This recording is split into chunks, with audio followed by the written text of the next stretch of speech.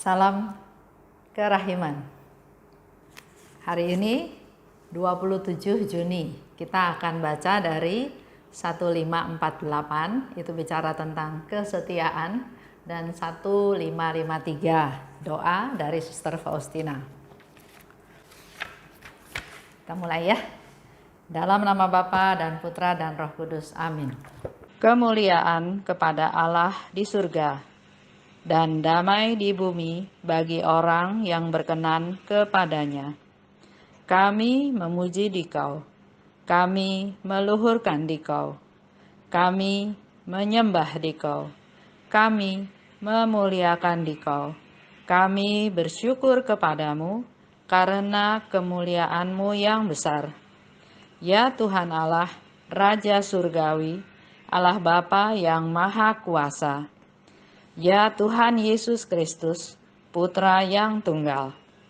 Ya Tuhan Allah, Anak Domba Allah, Putra Bapa. Engkau yang menghapus dosa dunia, kasihanilah kami. Engkau yang menghapus dosa dunia, kabulkanlah doa kami. Engkau yang duduk di sisi Bapa, kasihanilah kami. Karena hanya Engkaulah kudus, hanya Engkaulah Tuhan, hanya Engkaulah Maha Tinggi, ya Yesus Kristus, bersama dengan Roh Kudus, dalam kemuliaan Allah Bapa. Amin. Dalam nama Bapa dan Putra dan Roh Kudus. Amin. 1548 30 Januari 1938. Rekoleksi satu hari.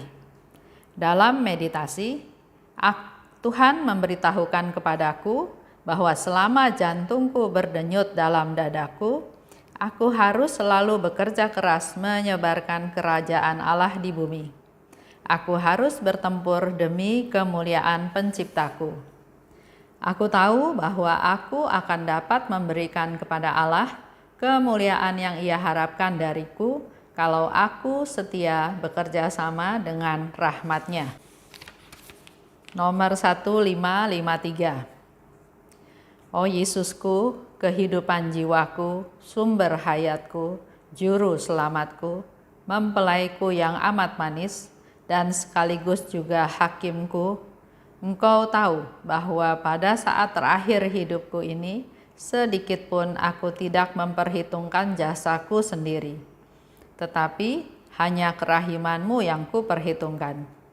Bahkan, seperti hari ini, aku selalu membenamkan diri sama sekali dalam lubuk kerahiman-Mu, yang selalu terbuka bagi setiap jiwa. Oh Yesusku, di masa hidupku ini, di saat matiku nanti, dan sepanjang keabadian kelak, aku hanya memiliki satu tugas, yakni menyembah kerahiman-Mu yang tak dapat dipahami. Tidak ada pikiran, entah pikiran malaikat, entah pikiran manusia, yang dapat menyelami misteri-misteri kerahiman-Mu, ya Allah. Para malaikat tenggelam dalam pesona menyaksikan misteri kerahiman ilahi, tetapi mereka tidak dapat memahaminya. Segala sesuatu yang datang dari tangan Sang Pencipta tercakup dalam misteri yang tak terselami ini, yakni dalam lubuk kerahiman-Nya yang mesra. Ketika aku merenungkan hal ini, rohku jatuh pingsan, dan hatiku hanyut dalam sukacita. Oh Yesusku, lewat hati-Mu yang maha murah, laksana lewat sebuah kristal, berkas-berkas sinar kerahiman ilahi telah menembus diri kami. Itu ya yang mau kita bahas bersama-sama. 1548 terjadi 30 Januari 1938. Waktu itu Suster Faustina ikut rekoleksi satu hari. Jadi rekoleksi itu ada 1 hari, ada 3 hari, ada 8 hari. Dalam meditasi, Tuhan minta selama jantung berdenyut. Kalau kita perhatikan yang lalu-lalu, itu adalah Suster Faustina yang bilang selama jantungku berdenyut. Ya, tapi kalau di sini jelas-jelas di dalam meditasi Tuhan memberitahukan kepadaku bahwa selama jantungku berdenyut dalam dadaku, aku harus bekerja keras. Jadi selama jantung berdenyut, aku harus bekerja keras. Itu yang diminta oleh Tuhan. Apa kerja kerasnya? Yaitu menyebarkan kerajaan Allah di bumi. Aku harus bertempur demi kemuliaan Tuhan. Di bacaan yang lalu juga dikatakan oleh Suster Faustina, hidupku ini adalah suatu pertempuran. Bangun pagi, pertempuran yang satu belum selesai, ada lagi pertempuran yang lain, dan sore hari ditutup dengan juga pertempuran. Begitu pula sebetulnya dengan hidup kita. Kita juga Tuhan minta untuk bertempur dengan situasi yang ada, dengan masalah yang ada, dengan problem yang timbul, baik disebabkan oleh kita sendiri maupun oleh orang lain, tapi berdampak pada kita. Kita juga harus bertempur dan jangan lari dari pertempuran. Karena Tuhan juga janji, engkau yang bertempur dengan setia maka akan memperoleh kemenangan. Contoh ya, dulu saya pernah kerja di satu perusahaan. Kerjanya enak, juga berhubungan dengan bos, dipercaya juga oleh bos. Nah, ternyata bos ini punya bos lagi, bos yang lebih besar. Nah, bos yang lebih besar ini punya sifat yang agak-agak ya, yang agak-agak. Tapi waktu itu saya nggak terlalu peduli karena saya juga sudah punya anak 3, saya juga nggak pernah dandan, biasa aja, saya juga galak, bukan lemah lembut, jadi harusnya bukan tipenya dia gitu ya. Tapi ya mungkin itu sifat laki-laki ya, saya juga nggak ngerti. Telepon, kalau rapat, sekali-sekali rapat ketemu. Pernah ditelepon, suruh naik, jadi kantor saya di lantai yang lebih bawah, kantor dia ada di lantai yang atas. Karena saya tahu cerita si bos ini juga seperti itu, ya saya juga hati-hati, nggak gampang-gampang naik. Udah, saya juga berjaga-jaga, oke. Cerita macam-macam, antara lain dia bilang bahwa orang yang punya suara yang bagus itu banyak, tapi yang jadi penyanyi itu nggak banyak. Karena apa? Karena nggak ada yang sediakan panggung buat dia nyanyi. Masuk akal juga menurut saya ya. Memang suara boleh bagus, tapi kalau nggak ada panggungnya, kita nggak nyanyi, orang nggak tahu suara kita bagus. Oke. Dia mau kasih kesan seolah-olah dia bisa siapin panggungnya. Oke. Nah, beberapa waktu kemudian dia telepon lagi. iPhone ya, dia telepon. Saya udah merasakan satu gelagat yang kurang bagus. Tapi saya kan kerja, saya juga nggak bisa langsung pindah atau apa gitu ya. Nah, suatu hari dia panggil lagi ke atas. Di atas itu ruangannya besar dan hanya dia sendiri, sekretarisnya pun jauh di mana gitu ya. Jadi saya mulai khawatir, mulai takut, mulai gimana nih ya. Tapi ya itu puji Tuhan. Tuhan sepertinya menghibur saya. Dia bilang, kenapa kamu takut? Badan kamu lebih besar. Saya pikir iya, badan saya lebih besar. Toh saya masih bisa bela diri, saya masih bisa lari, saya masih bisa melakukan sesuatu. Jadi oke, saya naik ke atas. Tapi saya punya prinsip. Kalau dia duduk, saya duduk. Kalau dia berdiri, saya berdiri. Naik ke atas, dia bilang, duduk Esther. Karena dianya posisi berdiri, jadi saya bilang, enggak Pak, saya juga berdiri aja, Bapak kan berdiri. Dia duduk, saya duduk. Begitu dia berdiri lagi, mejanya meja bundar besar. Begitu dia berdiri lagi, saya berdiri. Karena dalam hati saya mau ancang-ancang. Kalau dia macam-macam, saya masih bisa lari, saya masih bisa pukul, badan saya lebih besar. Jadi kenapa takut gitu ya. Nah, dengan gelagat seperti itu, kelihatannya dia juga tahu. Jadi tidak terjadi apa-apa. Oke, saya turun lagi. Berapa lama lagi dia telepon lagi. Dia bilang mau ajak makan siang. Saya bilang enggak, saya makan di kantor aja. Kenapa? Saya bilang ya kenapa harus makan siang di luar? Di kantor bisa makan siang. Karena dia desak, saya bilang nggak enak sama istri Bapak. Kenapa harus makan di luar? Dia bilang, oh nggak apa-apa, istri saya nggak apa-apa. Saya juga nggak kehabisan akal. Oh ya, istri Bapak mungkin nggak apa-apa, tapi suami saya barangkali apa-apa. Jadi lebih baik nggak usah. Saya pikir kita harus tegas ya. Kadang-kadang kita harus tegas. Nah setelah itu sudah tidak terjadi ada apa-apa lagi. Mungkin dia mau menawarkan sesuatu tapi sayanya tolak, atau apa, saya nggak mau terlalu tahu hal itu, tapi itulah kehidupan ya di dalam pekerjaan. Kita harus bertempur, kita harus mempertahankan apa yang benar, apa yang salah dengan segala resiko. Karena pernah satu kali juga saya kerja di perusahaan lain. Kalau udah sore itu ada aja yang dipanggil ke atas sama bos lain nih, ceritanya lain, perusahaannya lain. Dan setelah itu turun terus dia nangis-nangis. Saya bilang kenapa? Tapi dia nggak mau cerita. Agak sore udah mau jam pulang, bosnya itu turun. Dia pakai kemeja putih, di bagian lengannya itu ada seperti bekas bedak. Terus saya pikir, oh mungkin bos ini nakal ya, dikerjain tuh anak itu, makanya dia nangis. Tapi itu saya mau cerita bahwa dimanapun ada bahaya, ada tantangan, dan kita memang harus bertempur. Dan satu-satunya cara kita bisa bertempur dan menang adalah kita harus pegang Tuhan. Kita harus doa, kita harus minta kekuatan dari Tuhan. Itu sedikit cerita ya. Jadi kita harus bertempur demi kemuliaan Tuhan. Dan Faustina katakan, aku tahu aku dapat memberi kemuliaan kepada Allah kalau aku setia bekerja sama dengan rahmat-Nya. Jadi kita mau memberikan kemuliaan kepada Allah bukan maunya saya, bukan maunya saya begini begitu, tapi di sini Suster Faustina katakan, aku dapat memberi kemuliaan kepada Allah kalau aku setia bekerja sama dengan rahmat-Nya. Jadi kita dituntut untuk setia, dalam hal ini untuk setia bekerja sama dengan rahmat-Nya. Contoh lagi, pekerjaan ya, saya memang kerja ya. Itulah nasibnya pekerja, karyawan. Pernah satu kali saya juga kerja di satu perusahaan. Nah perusahaannya ini bosnya itu suka rapat di hari-hari Sabtu Minggu libur gitu. Sedangkan saya bilang saya Minggu itu harus ke gereja. Banyak yang lain-lain juga nggak ke gereja. Terus dia bilang, kenapa harus ke gereja? Haleluya, haleluya terus.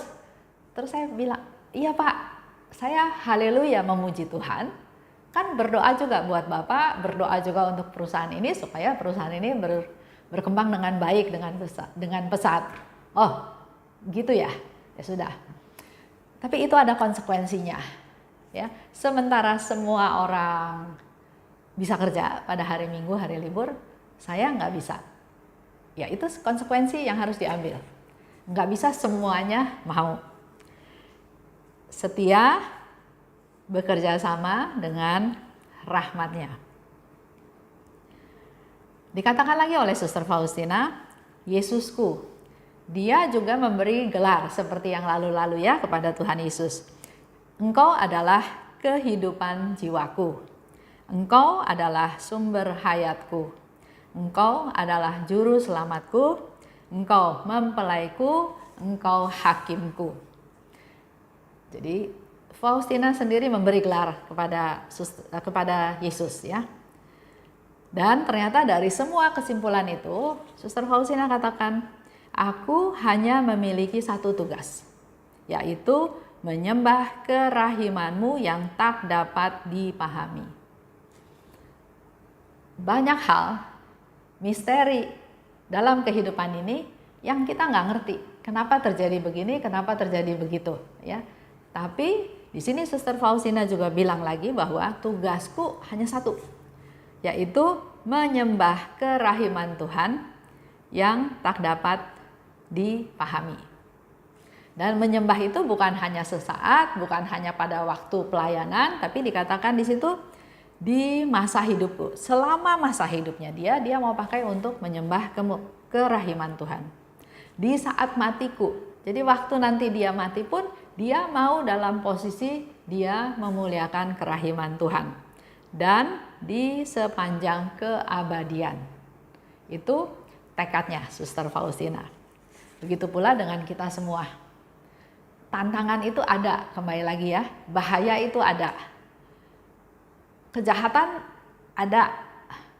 Jadi kita yang harus lebih berjaga-jaga, menjaga diri, baik secara jasmani dan rohani. Jasmani misalnya berkaitan dengan COVID-19 yang sampai sekarang ceritanya juga masih ada, masih terjadi, belum benar-benar diatasi. Selain itu juga kita tetap harus berjaga-jaga dari sisi rohani kita. Kita terus setiap saat berkomunikasi dengan Tuhan. Minta perlindungan Tuhan, minta diberi kepekaan supaya Roh Kudus, Roh Penghibur, waktu memberikan nasihat kepada kita, kita bisa mengikutinya dengan setia. Karena dikatakan di sini diminta kesetiaan, ya. Aku dapat memberi kemuliaan kepada Allah. Kita semua bisa memberi kemuliaan kepada Allah kalau aku setia bekerja sama dengan rahmat-Nya. Kalau Tuhan kasih kita rahmat, Tuhan kasih Roh Kudus memberikan inspirasi batin kepada kita, kita lakukan. Kita setia kepada rahmat-Nya, maka kita akan dapat memuliakan Allah. Itu aja ceritanya tentang tanggal 27 Juni ini. Kita tutup dengan doa ya. Dalam nama Bapa dan Putra dan Roh Kudus, amin. Allah Bapa yang Maha Baik, terima kasih Bapa atas rahmat-Mu. Kami juga mau belajar dari Suster Faustina, di mana tugasnya hanya satu, yaitu memuliakan kerahiman-Mu. Bukalah hati kami Tuhan, berilah kami kepekaan, mampukan kami menggali seluruh pengalaman hidup kami, bahwa melalui jatuh bangun dari apa yang kami alami, kami tahu ada penyertaan-Mu, kami tahu ada pemeliharaan-Mu. Kami juga tahu bahwa Engkau selalu menjaga kami, melindungi kami. Itu yang kami butuhkan Tuhan, dan untuk hari ini dan hari-hari yang akan datang, kami mohon rahmat-Mu Tuhan, supaya kami bisa setia terhadap rahmat-rahmat-Mu, sehingga dengan demikian kami bisa ikut kontribusi memuliakan kerahiman-Mu. Kemuliaan kepada Bapa dan Putra dan Roh Kudus, seperti pada permulaan, sekarang, selalu, dan sepanjang segala abad. Amin. Dalam nama Bapa dan Putra dan Roh Kudus, amin. Salam kerahiman.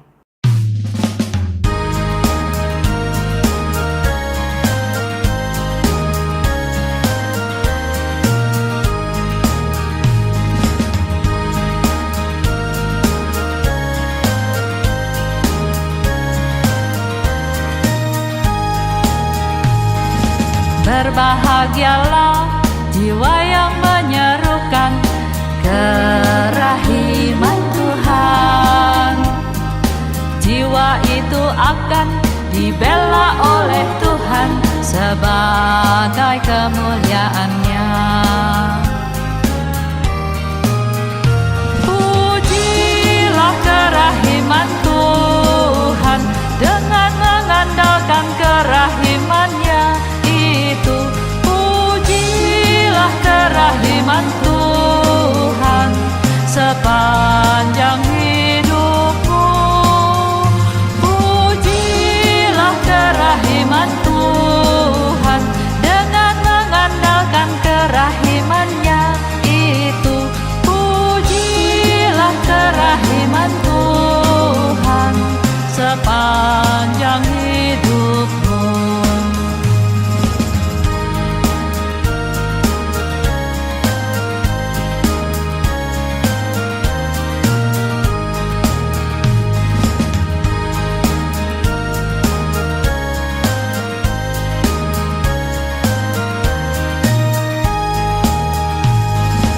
Berbahagialah jiwa yang menyerukan kerahiman Tuhan. jiwa itu akan dibela oleh Tuhan sebagai kemuliaan-Nya. Pujilah kerahiman Tuhan dengan mengandalkan kerahiman-Nya itu. Pujilah kerahiman Tuhan sepanjang hidupmu. Pujilah kerahiman Tuhan dengan mengandalkan kerahiman-Nya itu. Pujilah kerahiman Tuhan sepanjang hidupmu. Pujilah kerahiman Tuhan dengan mengandalkan kerahiman-Nya itu. Pujilah kerahiman Tuhan sepanjang hidupmu.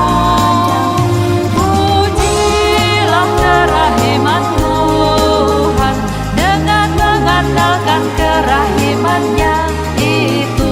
Pujilah kerahiman Tuhan sepanjang hidupmu, sepanjang hidupmu.